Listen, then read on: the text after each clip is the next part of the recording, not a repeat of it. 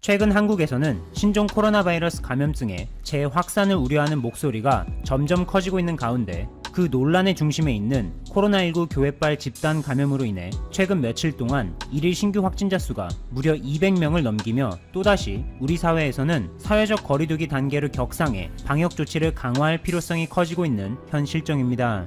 미국 트럼프 대통령은 최근 백악관에서 열린 언론 브리핑 자리에서 이러한 한국의 코로나19 재확산 우려 소식을 이렇게 전했습니다.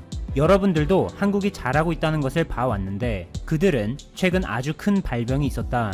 그러나 그들은 이 문제를 잘 해결할 수 있을 것이다. 언뜻 들어보면 한국은 결국 이번 코로나19 교회발 집단 감염 사태 역시 잘 해결할 것이라는 방역 모범국으로서의 칭찬처럼 들리는데요. 한국 상황에 대한 트럼프 대통령의 언급 앞뒤의 맥락을 고려해 다시 한번 그의 말을 곰곰이 생각해보면 뉘앙스가 완전히 다르게 들립니다. 먼저 트럼프 대통령은 미국 내에서의 신규 확진자 수가 급감하고 있고 유럽과 비교하며 미국의 코로나19 사망률이 더 낮다며 언제나 그렇듯 자화자찬을 열심히 한 뒤 한국의 재확산 문제를 언급한 것인데 여기서 그가 강조하고 싶었던 것은 한국이 이 문제를 잘 해결할 수 있다는 것보다는 극찬을 받아왔던 한국에서조차 재확산이 발생했다는 점으로 트럼프 대통령 자신의 코로나19 사태 대응 성과를 돋보이려는 의도죠. 그런데 미국 주요 언론들은 트럼프 대통령과는 생각이 다른 듯 보이죠. 이번 언론 브리핑을 통한 트럼프 대통령의 언급은 제 코가 석자라는 비유가 아주 적절해 보이는 상황으로 전 세계 실시간 통계 웹사이트 월드오미터에 의하면 지난 20일 기준 미국의 코로나19 총 확진자는 약 570만 명으로 전 세계 총 확진자의 무려 25%, 즉 4분의 1 이상, 사망자 역시 17만 명이 넘었고 일일 신규 확진자는 최근 며칠 동안 4만 명대로 보고되는 등 통계 수치만으로도 심각성이 느껴질 정도죠. 새로운 발병이 한국의 모범적인 코로나 대응을 위협한다 라는 제목의 기사를 통해 한국에서 코로나19 사태의 확산이 더 악화된다면 이것은 신종 코로나 바이러스 감염증에 대응하는 차원에서 세계적인 후퇴를 의미한다며 미국 블룸버그 통신에서는 한국의 중요성을 강조했습니다. 물론 한국에서는 교회발 집단 감염으로 인해 코로나19 사태의 확산이 악화된 것은 사실이지만 여기서 가만히 있을 대한민국이 절대 아니죠. 먼저 해외에서 국내로 유입되는 코로나19 확진자와 관련해서는 최근 국내 연구진이 인공지능을 통해 좀 더 정확한 예측이 가능해졌습니다. 이번에 한국이 개발한 인공지능은 기존의 인공지능에 비해 정확도를 대폭 개선해 2주 뒤 상황까지 예측할 수 있어 그 효율성을 극대화했죠. 또한 한국에서 세계 최초로 만들어 현재 전 세계 각국에서 주문이 폭발적으로 쏟아지며 화제를 모으고 있는 제품이 등장했는데 이것은 바로 한국 중소기업 클리어 윈 코리아에서 개발한 자가 발전식 자외선 살균기로 에스컬레이터 핸드레일에 부착해 사용되는 제품입니다. 이 중소기업에서는 평소 많은 사람들이 에스컬레이터를 이용할 때 위생상 괜히 찝찝하다는 이유로 핸드레일 부분을 잡지 않는다는 점에 관심을 기울여 연구한 끝에 마침내 지난 2014년에 전세계 최초로 화학약품의 사용 없이 인체에 무해하면서도 영구적인 살균 기능을 자랑하는 에스컬레이터 자가발전식 자외선 살균기를 개발했습니다. 그리고 1년이 지난 2015년에는 한국뿐만 아니라 미국, 유럽, 중국, 일본 등의 해외 국가에서도 총 19개의 특허를 출원했으며 이후에도 꾸준한 제품 개선 과정을 거쳐 한국 승강기 안전공단의 인증을 비롯해 미국 FCC 인증, 그리고 유럽의 CE 인증 등을 모두 획득했을 정도죠. 이 제품은 백화점, 지하철역, 대형마트, 병원, 공항 등의 에스컬레이터 핸드레일에 살균기를 부착해 활용하는데 에스컬레이터의 핸드레일이 움직이는 힘을 이용해 내부의 발전기를 돌려 자외선을 만들어내는 원리로 별도의 전원장치나 배터리가 필요 없다는 큰 장점이 있습니다.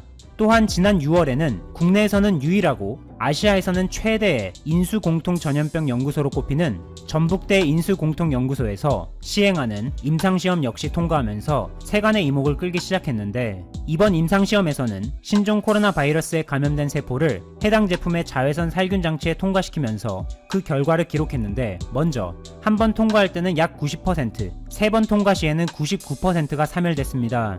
즉, 에스컬레이터가 회전하면 할수록 신종 코로나 바이러스에 노출된 세포가 자가 발전식 자외선 살균 장치를 더 많이 통과해 바이러스의 생존 가능성을 0%에 가깝게 만들 수 있다는 것으로 국내에서뿐만 아니라 45개 이상의 해외 국가로부터 주문이 폭발적으로 들어왔는데 8월 현재까지 국내에 2,000대, 해외에 4,000대를 판매했을 정도죠. 트럼프 행정부가 최근 일본의 아베 내각과 비슷한 행동들을 보이고 있습니다. CNN의 보도를 보시면 트럼프는 2020년 주한미군을 유지하는 비용을 충당하기 위해서 한국에 약 400%를 더 지불하라고 요구할 것이라 하고 있습니다. 여기에 미국 정부가 또 한 가지 압박 카드를 꺼내 들었습니다. 트럼프는 올해 5월 한국산 자동차에 무역 확장법 232조를 적용해 관세 25%를 부과했다가 6개월의 유예기간을 부여하였습니다. 즉 얼마 전인 11월 13일 이 유예기간이 끝났음에도 미국은 아무 말이 없었죠. 당연히 한국산 자동차에는 관세를 적용하지 않을 것이라는 의견이 지배적이었는데 한국이 지소미아를 종료할 것을 막기 위한 압박카드로 활용하기 위해서 유예기간이 지났음에도 일부러 조용히 있는 것 아니냐는 의견들이 제기되고 있습니다. 이런 식의 비상식적인 외교 전술은 아베 내각의 전문 분야죠. 그동안 미국의 외교는 굵직한 느낌이었는데 최근 트럼프의 탄핵 청문회가 탄력을 받고 있어 마음이 급해졌는지 미국이 점점 일본식 외교를 닮아가는 듯 보입니다. 하지만 우리는 일본을 통해서 이미 학습을 하였습니다. 일본의 아베 내각은 어느 날 갑자기 비논리적인 이유를 들고 와 자유무역의 질서를 무너뜨리면서까지 한국에 대한 수출 규제를 시행하였습니다. 아베 총리가 일본 내에서 사학비리, 친구가 이사장인 대학의 수의대 신설 특혜 논란에 이어 공문서 조작 스캔들, 최근에는 공직선거법 위반의 소지가 있는 벚꽃 모임 논란까지 이슈화되었고 핵심 경제 정책인 아베노믹스까지 실패하면서 그야말로 총체적 난국에 빠졌는데요. 일본 국민들의 비판의 시선을 다른 곳으로 돌리는데 타깃을 한국으로 잡은 것이라 해석할 수 있습니다. 미국도 이와 비슷한 맥락입니다. 트럼프가 대통령으로 당선된 후에 미국 경제가 대박났다고 생각하시는 분들도 적지 않은데요. 여기 미국 GDP 성장률 추이를 보시면 2017년 말부터 2018년까지 일시적으로 올랐다가 다시 제자리로 돌아오고 있습니다. 특히 가장 최근에 발표된 미국의 GDP 성장률은 1.9%로 지난해 같은 기간 2.9%보다 무려 1%포인트나 하락하였습니다. 애초에 미국의 경제가 성장했던 것이 트럼프 행정부가 자유무역 시장에서 혁신을 찾은 것이 아니라 보호무역주의와 미국 우선주의를 밀어붙이며 다른 국가들이 미국 농산물을 더 사도록 강요하고 미국 내에 공장을 더 많이 짓도록 유도하는 동시에 최근에는 한국을 포함한 동맹 국가들을 상대로 용병 장사까지 하려고 하고 있죠. 이렇게 트럼프의 도를 넘은 한국 방위비 분담금 인상 발언에 미국 내에서도 분열이 생기기 시작하였습니다. 민주주의 수호재단의 맥스웰 선임연구원은 트럼프 대통령이 동맹 관계를 무임승차라 보는 시각 자체가 문제라 비판하였고 심지어는 트럼프와 같은 공화당의 댄 설리번 의원도 오랜 동맹이 걸어온 길을 고려해야 한다고 강조하였습니다. 미국 민주당의 그레이스맹 하원 의원이 미국의 에스퍼 국방장관과 폼페이오 국무장관의 공개 서한을 보냈는데요. 한국에 대한 방위비를 5배나 인상하는 요구는 재고해야 한다며 오히려 미국의 경제적 이익에 재앙이 될 것이라 경고한 것으로 전해졌습니다.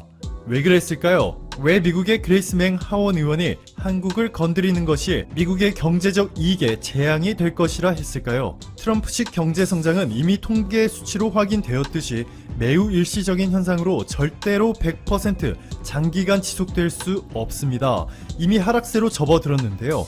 여기에 최근 미국과 무역전쟁을 벌이고 있는 중국의 확장 속도가 상상을 뛰어넘고 있어 미국에 엄청난 위협이 되고 있습니다. 미국과 일본이 주도하는 IMF의 대항마가 바로 중국이 주도로 만든 아시아 인프라투자은행 AIIB인데요. 한국을 포함해 인도, 독일, 영국, 사우디, 호주, 이탈리아, 프랑스 등 전 세계 75개 국가들이 가입하였고 53개의 대형 프로젝트들을 따냈는데요. 이미 총 투자 금액이 100억 달러를 돌파하였습니다.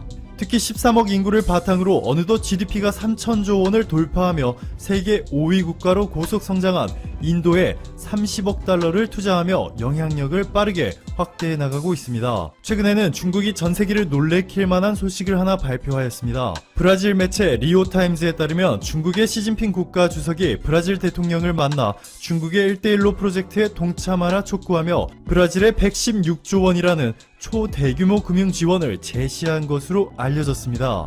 이에 브라질의 자이르 보우소나르 대통령은 이렇게 말하죠. 중국은 브라질의 가장 중요한 경제 협력국으로 앞으로 점점 더 브라질의 미래의 일부가 되어간다. 브라질 대통령이 말만 이렇게 한 것이 아닙니다. 최근 중국인들은 비자 없이 브라질에 여행뿐만 아니라 자유롭게 사업도 하러 갈 수 있게 법이 개정되었고 중국과 강도 높은 FTA까지 준비하고 있는 것으로 전해졌습니다. 브라질이 수입하고 있는 국가들을 보시면 아시겠지만 중국과 미국의 치열한 경쟁이 이루어졌던 곳인데 이제는 중국이 완전히 앞서가게 되어버린 것이죠. 중국의 영향력 확대 추세는 여기서 멈추지 않습니다. 미국의 최우방국인 일본이 미국이 가장 싫어할 만한 일을 저질러 버렸습니다. 일본의 1위 은행인 미쓰비시 UFJ가 위안화 청산 결제 은행이 되어버린 것인데요. 일본은행 최초로 위안화 청산 결제 업무가 일본에서 가능하게 만든 것입니다.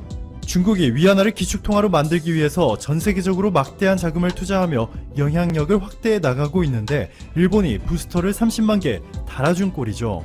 자, 여기까지는 괜찮습니다. 미국이 브라질 경제 주도권을 중국에 빼앗겨도 일본에게 뒤통수를 조금 맞아도 중국의 위안화가 달러를 조금씩 위협하기 시작해도 아직까지 미국은 버틸만 합니다. 그래도 충분히 미국 경제가 활력을 찾을 만한 장기적 성장 동력에 불씨가 살아 있습니다. 다만 한 가지 조건이 있죠. 바로 지금까지 미국이 진입조차 제대로 하지 못했던 동남아시아에 진출하는 것이 가능해져야 중국의 전세계 영향력 확대를 막는 동시에 미국 경제의 새로운 성장 동력을 확보할 수 있게 되는 것이죠. 중국의 일대일로와 미국의 인도태평양 전략의 핵심 충돌 지역이자 전 세계에서 가장 빠른 경제 성장을 이루고 있는 곳이 바로 동남아시아인데요. 보시는 것처럼 아세안 지역 평균 성장률이 5%가 넘고 필리핀, 베트남, 라오스, 캄보디아, 미얀마의 경우 6% 이상의 GDP 성장률을 기록 중에 있습니다. 엄청난 속도로 성장하고 있다 보니 글로벌 기업들에게 주어지는 기회들의 스케일도 소름이 돋을 정도인데요.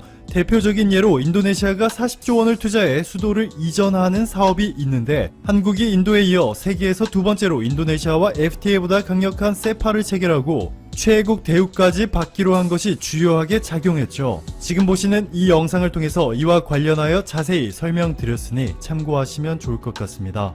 베트남에서는 말할 것도 없습니다. 박항서 감독이 유명 MC와 배우, 가수들을 모두 제치고 베트남에서 가장 유명한 인물로 꼽히고 있는 것도 맞지만 무엇보다 삼성이 베트남의 대규모 스마트폰 공장을 가지고 있다 보니 베트남 삼성법인의 수출 규모가 베트남 전체 수출의 3분의 1을 차지하고 있고 베트남 전체 GDP의 4분의 1을 삼성이 담당하고 있는 것이 현실입니다. 여기에 최근 여의도 면적의 5배에 달하는 규모의 스마트폰 부품 공장을 추가로 설립하기로 밝히면서 삼성이 베트남 경제에 차지하는 비중은 지금보다 더 확대될 예정입니다. 이렇게 동남아시아 지역에서는 한국 대기업들과 정부의 신남방 정책이 중국의 1대1로의 속도에 밀리지 않는 유일한 세력이기 때문에 미국도 한국이라는 대박버스에 타기 위해 이미 한국과의 협력을 약속한 상황이죠. 좀 더 자세히 보시면 한국과 미국은 양국에 대한 상호 투자 및 중남미 아세안 지역